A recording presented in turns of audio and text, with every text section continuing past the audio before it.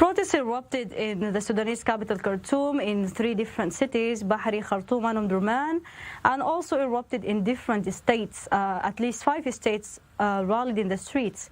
There is a very heavy security measures. Security forces, the military, they blocked the streets with heavy vehicles and troops, and they blocked the bridges.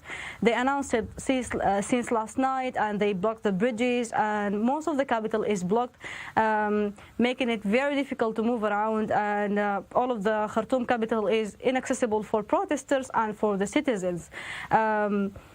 The internet, today they didn't shut down the internet, but it was slowed down, and there is some news, but it's not confirmed, that one of the protesters was killed in Omdurman, and security forces fired tear gas and sound bombs and chased protesters in different places in Khartoum. Until this moment, people cannot move around, and the bridges are still blocked. And there is also some announced protests in the coming days. And what exactly is it that the protesters want at this stage? The protests want the military to step down from the political scene. They want Burhan and Himeti specifically, and other military generals who signed the power-sharing agreement with the civilians in 2019 and participated in ousting al-Bashir after the protesters reached the military headquarters. They want the generals to step away from the political scene. They want a transition to a civilian rule.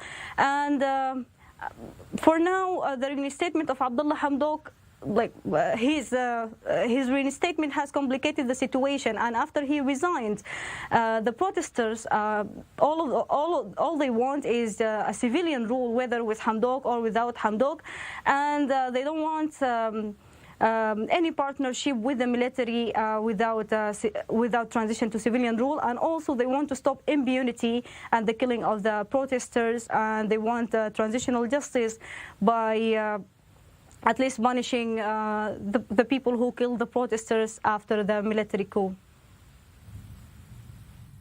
And what does this mean for Sudan's prospects of becoming a democracy? It's very difficult for Sudan now for the transition and to go in the democracy path with this very complicated political situation, because there is clinging in the situation from every party and every side. The military, they don't want to leave the power, and civilians, they don't want to make any compromisement, and the protesters, they don't want half solutions. So it's really complicated, and it warns of a political chaos and political fragility. It's really difficult to talk about democracy, especially that the elections should be held in 2023.